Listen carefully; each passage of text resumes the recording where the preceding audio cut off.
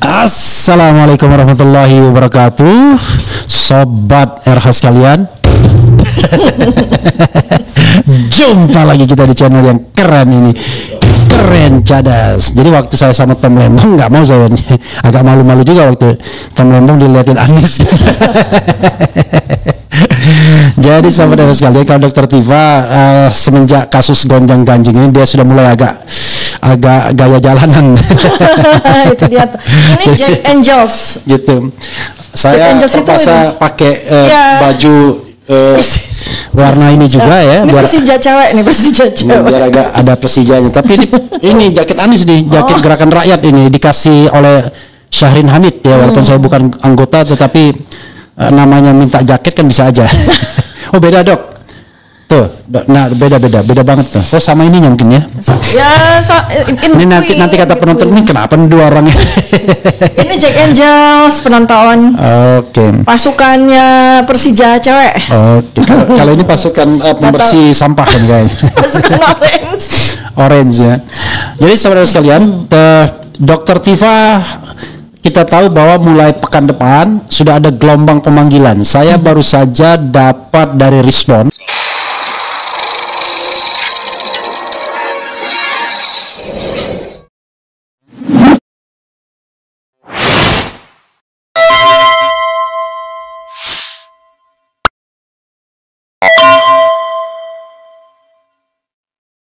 Ya, saya bacakan saja.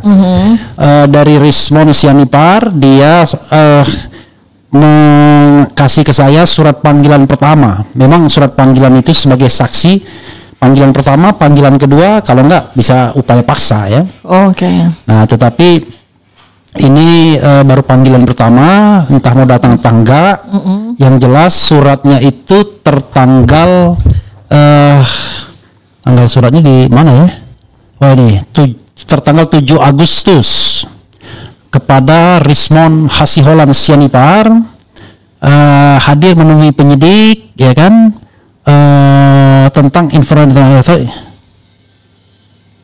tuh yang diketahui terjadi di Jakarta Pusat pada tanggal 22 Januari 2025. Jadi lokus dan tempus deliktinya yang diduga dilakukan oleh Egy Sujana, HM Rizal Fadila, Kurnia Tri Royani, Rustam Effendi, Damai Hari Lubis, KRMT Roy Suryo ya.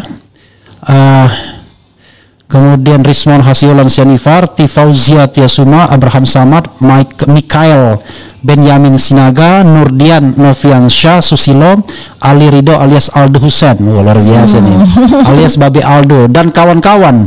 Masih ada dan kawan-kawannya. Masih belum. Jadi berkemungkinan ada lagi pasukannya.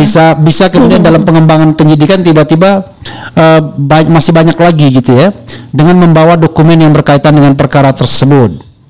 Dan Rizal Fadila sepertinya juga mendapatkan. Silakan dok, apa yang mau disampaikan dalam kesempatan ini, termasuk juga singgung soal gelombang pemanggilan pekan depan. Silakan. Bismillahirrahmanirrahim. Assalamualaikum warahmatullahi wabarakatuh. Waalaikumsalam warahmatullahi wabarakatuh. Sobat RH dimanapun Anda berada, saudara-saudara sebangsa dan setanah air. Luar biasa, seperti udah pidato pengukuhan sebagai Presiden Republik Indonesia. Sahabat Dokter Tifa, saya itu sebetulnya hari ini mau sharing satu transkrip nilai asli dari lulusan Fakultas Kehutanan UGM 1985. Oke. Itu penting sekali ya. Jadi ini saya tapi lupa tadi mau sharing ke Abang Refli. Jadi ini saya sharing dulu. Itu karena ini penting sekali. Dan sebetulnya kalau dalam soal pemanggilan ini dan itu karena udah jadi veteran ya, udah berkali-kali dipanggil, jadi agak ya udah deh gitu. Terserah lu dah gitu. Oke. Saya kayak udah deh mau manggil apa gitu ya. Dan bukan sesuatu yang perlu dirisaukan.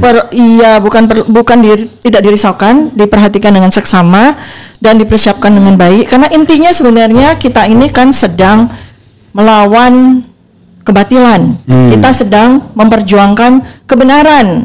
Jadi salah satu kalimat yang udah saya siapkan pada pemeriksaan nanti, itu saya akan siapkan bahwa Bapak pemeriksa atau Ibu, nggak ngerti Bapak atau Ibu, saya sampaikan bahwa apa yang sekarang ini sedang saya dan kawan-kawan perjuangkan ini akan sangat bermanfaat bagi Anda, bagi anak cucu Anda di masa depan.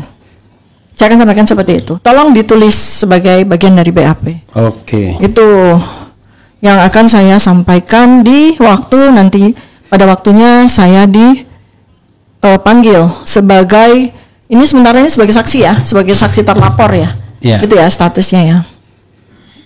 Tadi sudah disampaikan belum? Ini udah mau saya sharing karena ini penting. Nah, buat saya yang lebih penting lagi adalah melanjutkan upaya atau ikhtiar dalam bentuk penelitian terkait dengan polemik atau terkait dengan otentitas dokumen publik ya, otentitas dokumen publik dalam bentuk ijazah. Ijazah ini ijazah publik ya, bukan ijazah privat, karena ijazah ini sudah dipakai oleh seseorang untuk meraih jabatan publik ya, mulai tahun 2005 itu, mulai dari dia jadi wali kota 2 kali, kemudian dia jadi gubernur setengah kali karena satu kalinya nggak utuh. Oh berarti dari wali kota juga nggak 2 kali juga, satu setengah kali juga ya.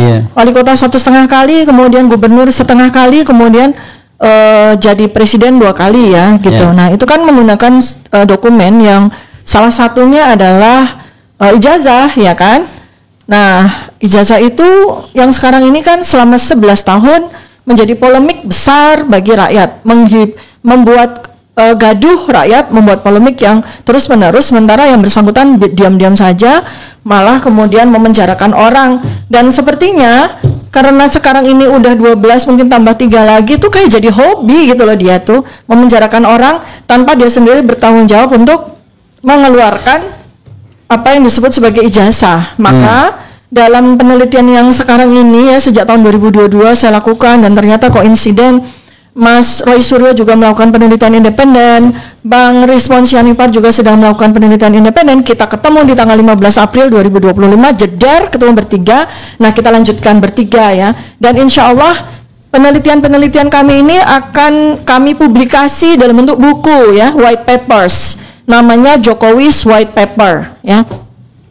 Dan itu adalah gabungan dari penelitian-penelitian kami yang secara terpisah dari 2022 sampai 15 April 2025 kami lakukan secara terpisah, secara independen. Dan sejak tanggal 15 April ketika Allah SWT mempertemukan kami di alma mater kami tercinta di UGM, sejak itu kami kemudian melakukan penelitian bertiga. Insya Allah buku itu akan kita lahirkan, kita akan launchingkan, pre-launching di 17 Agustus 2025, tepat pada hari ulang tahun kemerdekaan Republik Indonesia ke-80, dan insya Allah akan kami launching grand launching di tanggal 27 Agustus 2025.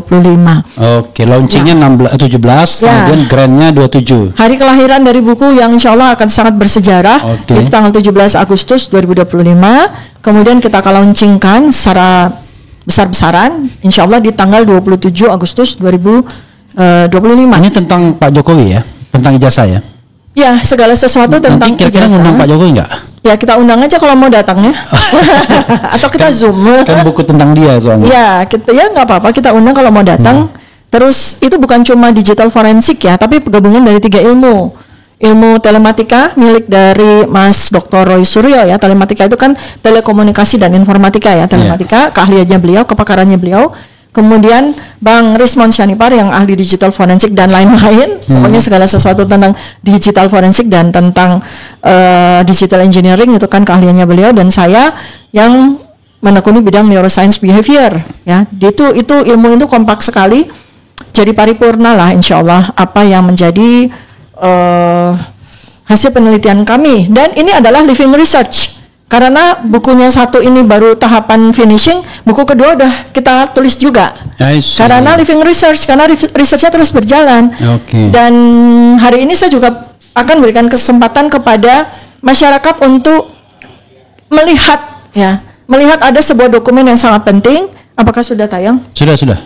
Sudah tinggal ditayangkan aja. Ya, ini adalah salah satu dokumen yang sangat penting. Tapi kecil banget ini tapi coba ditayangkan. Coba deh. Karena itu apa adanya dari tayangan presentasi Bareskrim. Iya, Dirtipidum ya. Dirtipidum Bareskrim 22 Mei yang secara katakanlah gegabah, secara research ya. Jadi gegabah based. Harusnya kan evidence based. Ini gegabah based ya. Karena dokumen-dokumen yang digunakan oleh Bareskrim untuk menyatakan bahwa ijazah Joko Widodo itu identik gitu ya. Itu adalah dokumen-dokumen yang gegabah. Ya, Saya sendiri tidak. Ini sudah kita tampilkan yang yang atas dulu, yang di dirtipidum dulu atau yang bawahnya dulu? Yang dirtipidum dulu deh. Dirtipidum dulu. Yang gegabah dulu deh. Iya. Karena saya mau menunjukkan kepada masyarakat yang daftar nilai sarjana itu. Apa ya? Ya, satu dulu ya. Beruji dulu. Oke, silakan Dok. Ya, kita lihat ya dokumen yang digunakan oleh Dirtipidum, oleh Bareskrim. Kabareskrim kan ganti ya kemarin 2 hari yang lalu ya. Ya. Nah, mudah-mudahan kabar reskrim yang baru ini, apa saya nggak tahu apakah sudah terinfo atau tidak. Saya mau tunjukkan betapa gegabahnya katakanlah anak buah Anda ini menggunakan sebuah dokumen yang kita lihat ya. Jadi memang ini kecil karena kita kan nggak bisa lihat secara mata kepala kita sendiri, hanya menggunakan layar yang digunakan waktu itu untuk presentasi Dirtipidum. Dan layarnya itu jauh sekali, nggak di zoom ya. Tetapi sebenarnya kalau dengan teknologi kita bisa lihat. Ini saya menggunakan dokumen apa adanya yang kita potret sama-sama dari tayangan TV ya. Dari tayangan TV waktu tanggal 22 Mei. Ini tidak rekayasa. Walaupun dokumen ini dokumen sekunder karena saya tidak foto langsung. Tapi ini sudah cukup ya, cukup sahih untuk bisa kita lihat. Anda bisa lihat ya, pertama yang mengagetkan tentu saja, kalau orang UGM, lulusan UGM itu pasti kaget lihat transkrip seperti ini. Karena belum pernah kita melihat transkrip yang seperti ini ya, dengan nilai-nilai yang ditulis tangan ya, nilai-nilainya ditulis tangan. Kemudian so many D, banyak sekali nilai D. Ya, banyak sekali nilai C, dan ini nggak mungkin. Kalau kita lihat, kita pernah kuliah dan kita tahu kualitas UGM ini, nggak akan lebih, ini saya hitung ya dengan rumus matematika ini nggak lebih dari 2,3 IPK-nya ya. Tapi di Dirtipidum mungkin karena nggak pernah kuliah di UGM jadi dia bilang bahwa IP-nya 3, nggak mungkin. IP 3, itu D-nya aja segini banyak ya, kalau nggak 6 sampai 7, C-nya aja 13. Tidak mungkin itu. Saya hitung antara 2,0 sampai 2,2. B semua itu baru 3. Ya, B semua baru 3 kan. Dan pasti biasanya ada A-nya gitu karena 3, ya itu. Pertama dari sisi lihat ya. Walaupun samar-samar mungkin kalau di Zoom Anda bisa lihat bahwa tulisan nilainya ada C, ada A, ada D ya. Ada B, ini pakai tulisan tangan. Tuh ya, itu sangat tidak lazim. Kemudian Anda juga lihat bahwa ada kolom yang kosong di belakang di halaman 2 ya. Kolom yang kosong itu yang cuma ada nomor-nomornya, nggak ada tulisan mata kuliahnya. Itu adalah mata kuliah pilihan. Ya, kalau yang nomor yang nama-nama mata kuliah di atas itu dari nomor 1 sampai nomor 56 itu adalah mata kuliah wajib. Artinya itu wajib, makanya sudah diketik. Sudah diketik ya. Ini ketik manual ya, dengan mesin ketik manual. Ini dokumen ini mesin ketik manual. Karena tahun 1985 ya. Berarti memang belum ada printer waktu itu. Jadi semua transkrip yang mahasiswa tahun 1985 itu akan menerima transkrip nilai dengan mesin ketik manual ya. Nah, kalau mata kuliah wajib kan semua mahasiswa itu dapat mata kuliah wajib itu. Makanya ditulis duluan sebelum nilai ya. Nah, kemudian mata kuliah pilihan ini kan masing-masing ya. Nah, tetapi kita nggak mungkin lulus sarjana tanpa kita ngambil mata kuliah pilihan kan? Mana mungkin gitu ya. Artinya ini kan zong ya. Terus kemudian Anda bisa lihat juga ada nama di atas kanan. Nama dan nomor mahasiswa itu juga ditulis tangan. Ditulis tangan ya. Oke, kemudian di bawah, paling bawah di halaman kedua. Jangan yang ini dulu, Dok. Yang masih yang tadi. Yang itu. Yang Dirtipidum dulu. Ini pembandingnya nih yang kosong. Ya, ini saya baru tunjukin yang halaman kedua itu kan ada 2 tanda tangan. Yang kosong juga ya. Jadi sebelah kiri itu semestinya tanda tangan dekan ya. Kemudian yang sebelahnya itu semestinya adalah pembantu dekan 1 bidang akademik yang bertanggung jawab untuk mengeluarkan, memverifikasi dan mengisi dari transkrip nilai ini. Nah, buat masyarakat ya, transkrip nilai ini adalah nyawa dari seorang mahasiswa untuk bisa lulus, atau kalau dia belum lulus untuk bisa naik kelas, untuk bisa pindah ke semester berikutnya. Jadi semua mahasiswa itu pasti punya transkrip nilai. Nah, ketika dia lulus menjadi sarjana, maka dia berhak untuk mendapatkan transkrip nilai asli dengan tanda tangan pejabat asli, yaitu dekan dan pembantu dekan 1 dan cap dari UGM. Capnya merah. Capnya merah, sehingga itu adalah salah satu cara untuk supaya tidak dipalsukan. Oke ya, jadi ornamen-ornamen paling penting dari transkrip Anda udah dapat ya. Nah, sekarang kita pindah ke transkrip nilai asli ya. Nah, kita saat ini belum bisa mengatakan ini yang didapatkan Dokter Tifa, mereka yang kirim langsung ya? Ya, ini saya dapatkan justru bukan yang saya simpan. Oke. Ini saya dapatkan secara coincidence dari seseorang. Tapi ini bukan yang kemarin saya dapetin ya. Ini saya dapetin fotonya ya, tapi ini otentik sekali. Jadi kita sama-sama membandingkan sebuah dokumen yang equal ya, karena sama-sama hasil foto ya. Yang tadi yang transkrip yang penuh dengan tanda tanya tadi juga hasil foto. Kemudian transkrip yang saya berikan kepada RH kali ini adalah hasil foto juga ya. Nah, jadi ini equal kan, kita bisa membandingkan. Sekarang mulai dari ornamen-ornamen penting ya. Nama dan nomor mahasiswa terpaksa saya tulis sehingga kita tidak bisa melakukan penilaian karena ini kan confidential ya. Bukan tulis, dihapus. Ditutup okay. Ya, karena ini confidential. Nah, sekarang nomor 1 ornamen yang paling penting adalah nilai. Anda bisa lihat ya, nilai mata kuliah wajib dari Sorry, ini transkripnya tahun 85 juga ya? Iya, ini tahun 85. Dan kehutanan juga? Kehutanan. Okay. Ini kehutanan UGM lulus tahun 85. Oke. Ya. Dan yang menarik adalah dia menerima transkrip itu tanggal 12 November 1985, dia wisuda Desember 1985. Ini menarik sekali. Desember itu ada wisuda? Desember. Jadi wisuda di UGM ya, itu 3 kali dalam 1 tahun. Bulan Mei, bulan Agustus, dan bulan Desember. Oh, tuh. Jadi kalau ada orang yang beda sama saya waktu angkatan kita bulan Februari sama bulan Agustus 2 aja. Cuma 2 ya, Februari. Agustus. Ini yang di di tahun 85 itu 3 kali. Mei, kemudian Agustus, kemudian Desember. Oh, berarti dia yang Desember 7 kali. Ya, ini kita sama-sama belum tahu ya. Tapi ada 1 orang yang pada saat ikut reuni dadakan, tahu bulat goreng dadakan. Tanggal 26 Juli 2025 yang katanya ada reuni kehutanan itu. Ada 1 orang yang keceplosan bilang bahwa dia wisuda Desember. Nah, ada yang bilang dia wisuda November ya. Ada yang keceplosan bilang. Nah, kita belum tahu nih, belum verifikasi ya. Oke. Tapi orang ini yang punya transkrip ini mengatakan bahwa dia wisuda Desember 1985 ya. Nah, jadi berdasarkan ini data yang tidak sahih ya, karena data berantai kan, data berantai.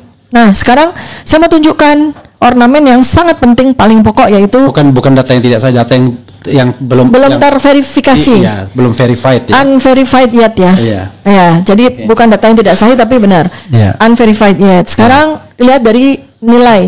Nilai diketik dengan mesin ketik manual, bukan dengan tulisan tangan. Ya. Dan ini yang otentik dari sebuah transkrip nilai produksi dari UGM. Nggak ada namanya UGM itu bikin transkrip dengan tulisan tangan tuh nggak ada. Ya, itu. Kemudian nanti kita akan lakukan penilaian terhadap keduanya ya. Yang jelas transkrip nilai asli itu pada tahun 1985 itu ditulis dengan mesin ketik manual, bukan dengan printer, bukan dengan tulisan tangan. Ya.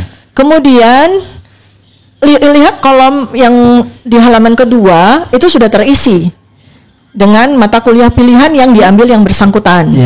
Ya, mata kuliah pilihan diambil. Nah, karena itu sah dia lulus. Karena mata kuliah wajib dia nilainya bagus-bagus ini antara A, B, C ya. Banyak B, banyak A, C-nya dikit. Ya, ini dia lulus dengan sangat memuaskan. Di atas 2,75. 2,75 itu IPK yang sangat bagus waktu itu. Di zaman dulu Universitas Gadjah Mada itu terkenal sangat pelit ya, memberi nilai. Sangat pelit. Sangat pelit ya, berdarah-darah. Saya jadi dosen ngasihnya cuma nilainya B, A, B, A. Waktu saya kuliah nilai itu bisa A, B, bisa C, bisa D. Dan bertaburan misalnya kita bisa ngulang-ngulang. Ini ya, perhatikan ya kolomnya mata kuliah pilihan terisi penuh ya. Coba Mas perlihatkan yang tadi bedanya ya. Kalau yang tadi yang katanya transkrip nilainya Joko Widodo itu mata kuliah pilihannya kosong. Ya. Sekarang kita lihat di bagian paling bawah ya. Itu ada 2 tanda tangan yang sudah terisi dan cap ya. Dari tanda tangan yang pertama adalah dekan waktu itu tahun 1985, dekannya Profesor Dr. Insinyur Sunardi ya, Pak Wilhatmojo. Kemudian di sini pembantu dekan 1 bidang akademik ya, Dr. Insinyur Joko Kasmujo. Enggak, Joko Mari siapa ini ya, Dr. Insinyur Joko M ya, pembantu dekan 1 waktu itu. Oke ya, nah jadi Anda bisa lihat sendiri kalau ada kolom yang tidak diisi itu akan dikasih coretan begitu ya. Ya, Nih ya, biar nggak ngisi sendiri. Biar tidak mengisi sendiri, itu betapa rapinya ya, betapa perfectnya transkrip nilai yang dikeluarkan oleh UGM ya. Artinya kalau kita lihat kembali kepada transkrip yang dipresentasikan Bareskrim dan dikatakan itu sebagai transkripnya Joko Widodo, di kolom mata kuliah pilihan itu harusnya kalau dia nggak ngisi atau dia nggak memenuhi mata kuliah pilihan harusnya dicoret begitu juga kan, supaya tidak diisi sendiri sama yang bersangkutan. Dan ini di dokumen ini ada legalisirnya ya? Ya, ini ada legalisirnya. Yeah. Nah, kemudian kalau di jumlah itu total SKS yang ditempuh oleh seorang sarjana kehutanan UGM itu totalnya 161 SKS. Nah, saya tidak menyampaikan transkrip yang berikutnya yang juga abal-abal, itu nanti di segmen yang lain. Saya mau tunjukin aja kepada teman-teman semuanya. Inilah perbandingan ya. Kalau kita mau coba kita komparasi tahun yang sama atau around gitu ya. Jadi di antara periode waktu itu saya alhamdulillah dapat di periode 1985 juga. Nah, jadi kan udah susah untuk udah susah untuk dibantah ya. Kemudian sudah susah untuk dibantah dan dibantai. Sudah susah sekali untuk dibantah. Sementara dokumen yang dimiliki, yang dipresentasikan oleh Bareskrim justru bantahable banget gitu. Oke. Ya karena saya aja waktu lihat masa sih transkrip nilai seperti ini gitu. Ada orang ketika saya share di X gitu, jangan-jangan itu baru draftnya gitu kan. Nah sekarang pertanyaan saya, kenapa draft yang disampaikan oleh Bareskrim? Sebab itu kan putusan untuk penghentian dari penyelidikan kan. Kalau putusan penyelidikan masa pakai draft, gitu kan? Iya. Iya kan, masa pakai draft? Sebab kan gini urutannya ya, orang mahasiswa itu kuliah setiap semester dapat transkrip. Habis itu udah bisa lanjut ke kuliah semester berikutnya. Habis itu setelah selesai semua semester ya, kemudian dia skripsi. Habis itu dia KKN atau KKN dulu baru skripsi lah, whatever ya. KKN dulu baru skripsi misalnya begitu, atau skripsi dulu baru KKN, baru dia wisuda dapat ijazah. Nah, di antara sequence ini kan semua harus terpenuhi. Artinya dia itu ketika dia mau KKN lah atau mau skripsi lah, semua nilai-nilai itu sudah masuk ke pembentuk dekan 1 bidang akademik, udah masuk. Dosen-dosennya udah lapor sehingga transkripnya itu udah jadi. Nah, disitulah letak draft kalau memang ada draft. Tapi draft itu tidak diberikan kepada kita, draft itu dimiliki oleh fakultas. Iya, kita nggak mungkin pakai draft kita. Dan kita nggak mungkin pakai draft. Karena setiap kita minta transkrip nilai, pasti yang asli dikasih. Pasti yang asli, ada tanda tangannya pembantu dekan 1 dan ada tanda tangan dekan dan ada cap warnanya merah supaya jadi tidak dipalsukan. Jadi saya pernah minta transkrip nilai yang belum lengkap nilainya. Kalau nggak salah belum ada nilai skripsinya gitu ya, atau nilai KKN atau lupa saya nilai skripsi. Tetapi pada waktu itu kita punya kebutuhan untuk melamar, tetap aja dikasih, tapi nilai itu belum ada. Ya. Tetapi tetap resmi ininya. Tapi nggak mungkin nilainya itu nggak ada mata kuliah pilihannya. Paling ujungnya kan karena nilai skripsi itu belum masuk, sementara kita mau melamar pekerjaan, itu waktu ditranskrip nilai skripsinya, ujian skripsinya belum ada. Dan pasti ada penyelesaiannya di surat. Tapi kalau seseorang mau menyatakan dia lulus, lalu dia mata kuliah pilihan nggak ada satupun yang diambil, terus transkripnya itu tidak ada tanda tangan dekan, tidak ada tanda pembantu dekan 1, tidak ada cap, itu artinya ilegal, abal-abal atau zong dan tidak pantas dijadikan alat bukti. Dan sangat tidak patut kan, tidak. Karena itu kan berarti berkemungkinan juga apakah itu palsu. Ini bukan hanya data sekunder tapi tersier ini. Yang dibawa dari TPDM itu data tersier. Data tersier, masa kualitasnya seperti itu? Ini baru satu loh ya, di antara 33 dokumen yang lain loh. Jadi ini baru satu, ini kita kupas satu transkrip supaya tahu semuanya. Tidak ada orang bisa lulus sarjana kalau dia nggak punya transkrip nilai yang lengkap. Ya, seperti yang tadi Bang Levi sampaikan, saya belum skripsi saya minta transkrip, oke, nggak ada masalah, tapi itu bukan transkrip nilai untuk bisa jadi sarjana, untuk bisa wisuda.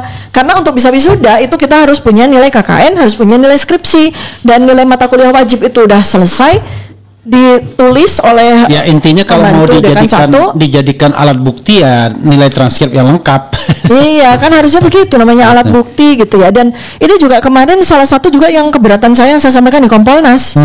Saya sampaikan loh, Kompolnas ini kan lembaga pengawas polisi, ya. Kemudian saya sampaikan ini betapa cerobohnya pekerjaan dari Bareskrim. Lalu komentar Kompolnas apa? Oh ya, kami terima, malah terkejut-kejut begitu melihat terkejut benar atau pura-pura terkejut? Nggak tahu. Soalnya selama ini Kompolnas suka pura-pura terkejut ya. Iya aja gitu. Karena pengalaman kita dan Kompolnas itu ketika kasus Sambo kan, sama KM50 belum apa-apa udah membela itu. Waktu itu ada Benny Mamoto kan. Wah belum apa-apa dia udah bela, udah bener katanya prosedur dan lain sebagainya. Ternyata KM50 memang masih misteri sekarang, tapi Sambo kan terbukti bahwa ada kebohongan yang besar yang ditutupi kan. Gitu. Ya ini kan sekarang harusnya kan diusut ini dokumen-dokumen abal-abal atau dokumen-dokumen yang sangat tidak layak untuk jadi barang bukti dari Barreskrim. Asalnya dari mana nih? Apakah dari yang bersangkutan? Ya, berarti dia melakukan pemalsuan dan penipuan dong. Atau dia berasal dari UGM? Nah, berarti kalau memang berasal dari UGM yang patut dipertanyakan. Mengapa memberikan dokumen-dokumen sampah kepada Barreskrim untuk mempertaruhkan atau untuk memutuskan nasib orang-orang gitu ya. Itu kan aduh, bagaimana nih keadilan? Saya berharap mudah-mudahan Presiden Prabowo at least ya orang-orang yang ditunjuk sama beliau, staf beliau itu melihat ini. Ini baru satu loh, belum 34 dokumen yang lain. Jadi saya belajar. Kita serahkan kepada orang yang berkeringat. Kata staf karena seorang menteri apa? Wah, enak aja reshuffle. Masa yang tidak berkeringat mau jadi menteri atau apa? Karena itu kita serahkan pada orang yang berkeringat. Kemarin saya sampai 2 kali ke Kompolnas itu kenapa? Supaya mereka kerja. Supaya mereka kerja gitu. Hai orang-orang berkeringat, kerjalah. Berkeringatlah. Agar Anda berkeringat lagi gitu. Paling enggak nulis surat lah, berkeringat sedikit. Kita juga bukannya tidak berharap ya. Artinya gini, kita sebagai rakyat itu kan tetap menjunjung tinggi hukum, menjunjung tinggi prosedur yang ada. Ya kan, yang dibuat dengan uang pajak kita loh, itu prosedur itu. Mereka kerja, mereka makan, mereka minum, mereka menyediakan kita kotak makanan, itu kan semua pakai uang pajak. Jadi mereka itu kerjanya harus benar. Saya nggak mau ngejudge ya mereka kerjanya nggak benar atau tidur aja dan segala makan gaji buta, enggak. Tapi yang penting buat saya adalah kita meminta mereka untuk bekerja. Perkara pekerjaannya bagaimana terserah, ya kan? Jangan diam aja. Iya, yang penting nggak tidur, yang penting nggak gabut, yang penting mereka kerja. Ya, paling tidak pekerjaan mereka menemui kita selama berjam-jam. Saya apresiasi karena 2 kali ya. Saya 2 kali nih, saya dengan kuasa hukum, kemudian abis itu karena mereka memberikan kesempatan kepada 11 terlapor yang lain untuk ngomong juga. Untuk bicara juga, itu buat saya sih apresiasi ya. Di Kompolnas. Di Kompolnas. Dan Ombudsman. Ombudsman tidak semuanya ya. Ombudsman ya, ini mereka aja menemui kita aja masih rapat sejam. Dan hanya berani ditemui oleh kita berdua, nggak boleh orang banyak gitu. Buat gimana saya, coba bayangkan institusi yang sudah ada undang-undangnya diangkat dengan prosedur yang benar gitu, nemuin masyarakat aja takut. Ombudsman itu ini lucu, kemarin waktu kita ke Ombudsman itu ya, kita udah bersurat 2 kali ya. Kemudian kita temui kan nggak ada jawaban atas surat. Kemudian ketika kita minta ketemu sama komisioner, kita nunggu 1 jam, kayaknya mereka rapat gitu kan, mau diapain. Abis itu setelah kita diterima hanya boleh 2 orang, gimana nih? 2 orang itu siapa aja? Ya akhirnya saya dengan Pak Abdul Katiri, koordinator tim 03. Pak Abdul yang tadi yang orang yang gemuk-gemuk tadi. Yang baru saja saya podcast tadi. Akhirnya berdua terus kayak gimana ya, saya dalam hati saya tuh, ini gimana sih ombudsman ini tuh posisinya ada di mana? Posisi tuh dia matanya mengawasi pejabat, mengawasi lembaga, tapi punggungnya bersama kita kan begitu. Ini kan enggak, malah kebalik. Iya. Ini komisi ini tuh dibayar sama uang rakyat, ya. Mata mereka itu harus memandang tajam kepada pemerintah, kepada lembaga publik yang dibayari APBN dan APBD, ya, punggungnya bersama dengan rakyat. Ini kan kebalik-balik. Maka saya senang ketemu dengan mereka supaya mereka tahu bahwa punggung mereka itu harusnya bersama dengan kita. Bukannya punggung mereka mata mereka menatap tajam kepada rakyat gitu. Paling nggak kan kita kerjain lah gitu supaya mereka bekerja. Terus habis itu yang 2 udah beres ya teman-teman semuanya ya, sahabat RH sekalian dimanapun Anda berada, sahabat Dr. Tifa, channel Dr. Tifa di RTF channel sekalian ya. Boleh. Iya dong. Saudara-saudara sebangsa dan setanah air. Kenapa nggak Dr. Tifa aja namanya? Di RTF ada Dr. Tifa ada sendiri yang khusus kesehatan. Yang di RTF yang khusus perjuangan. Kan sekarang kita lagi perang Badar ya, bukan perang Uhud. Banyak berdarah itu. Perang Badar itu menang, insya Allah. Karena yang sedang kita usung adalah kebenarannya Allah. Kita ini cuma menjadi alatnya aja. Kita udah dipilih jadi alatnya, ya sudah kita bekerja, kita berjuang. Nah, saya udah siapin tembang. Apa? Tembang perang Badar. Oke, mau dinyanyikan? Mau. Karena sebentar lagi kita harus sholat Jumat Ya. nih. Sementara kita harus ke PN Tangerang. Saudara sekalian, setelah ini kita mau PN Tangerang memberikan dukungan moral kepada Charlie Chandra yang dikriminalisasi dalam kasus yang terkait dengan perampasan tanah di PIK 2. Oke, silakan tembangnya. Tembangnya gini ya, sebelum saya sambil cari-cari tembangnya tadi di jalanan saya bikin, karena tembang ini sebenarnya tembang favorit saya, tapi saya ubah karena itu sebenarnya tembang yang sangat menyedihkan gitu ya. Oke. Sedikit ya saya cerita tentang tembang ini. Tembang ini tuh menceritakan tentang Kumbakarna. Kumbakarna itu adiknya Rahwana ya, istrinya Ame Anjasmara. Itu dia itu sebagai tentara prajurit terakhir yang diperintahkan Rahwana untuk menghadap Rama ya. Dia orangnya sangat mulia, tapi sayangnya kakaknya Rahwana gitu. Makanya dia tuh bertapa dengan makan dan tidur, makan tidur. Raksasa gede sekali. Tapi itu kan hatinya sangat mulia. Maka dia kerjanya makan tidur. Itu tapannya dia kan, sama dia adalah makan dan tidur gitu. Intinya Rahwana ketika kepepet minta bantuan dia. Gitu. Terakhir minta bantuan sama Kumbakarna. Nah, Kumbakarna itu selama ini mengelak karena dia tahu Rahwana itu perang melawan kebenaran begitu kan ya. Dan sekarang kali ini dia mau maju karena yang diancam adalah tanah airnya, negaranya yang akan terancam. Dia tidak mau maju perang untuk kakaknya, ya hanya bela-belain perempuan kan gitu ya, rebutan perempuan. Dia mau maju karena Rama akan berperang untuk negaranya kan, maksudnya gitu. Jadi dia mau maju, tapi dia tahu bahwa kalau dia mau maju dia mati. Nah karena itu maka dia pamitan sama istrinya. Tapi tembang itu sangat menyedihkan gitu. Saya sejak SD itu suka sekali dengan tembang itu, nggak tahu kenapa. Dokter bukannya orang Manado, bukan ya? Manado, Makassar, Medan. Saya pikir orang Manado, Makassar, Medan. Ada tembang-tembang segala. Tapi ada ibunda saya orang Jawa, jadi tembang-tembang itu buat saya sangat menyentuh hati. Itu lagu pamit perang, tapi Kumbakarna kan tahu ya bahwa dia mati kan gitu.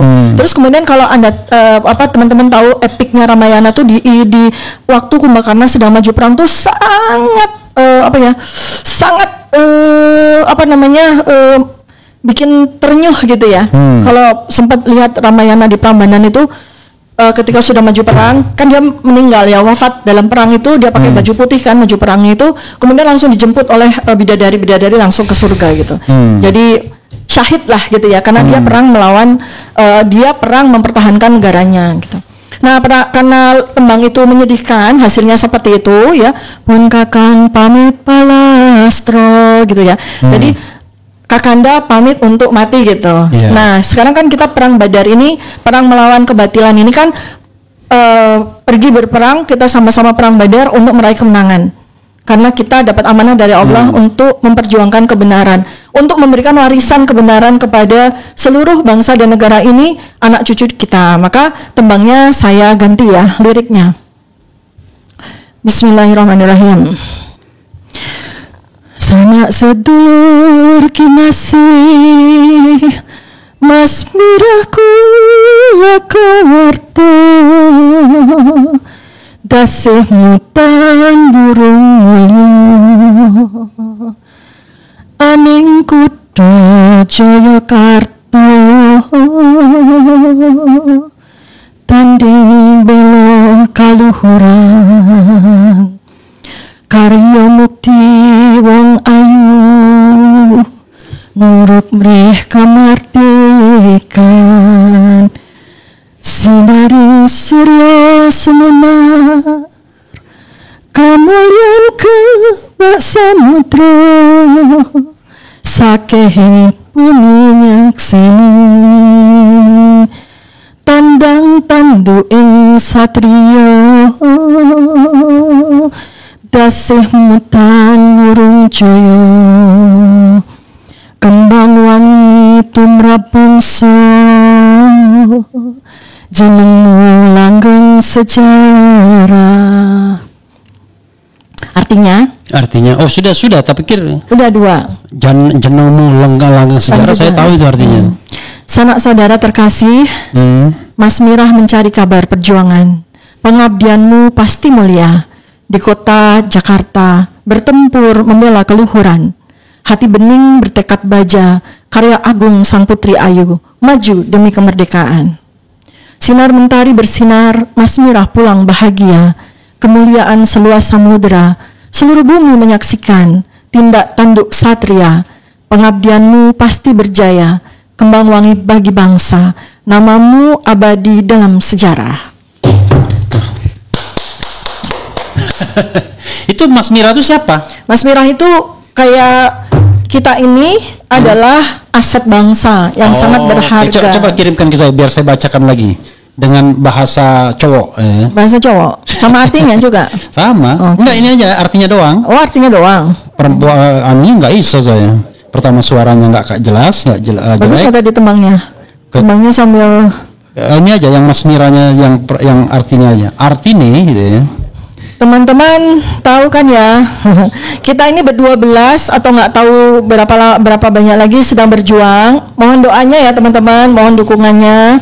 Kita bukan berjuang untuk diri kita sendiri, kita berjuang untuk bangsa ini, untuk keharuman bangsa ini. Kita berjuang untuk membela kebenaran.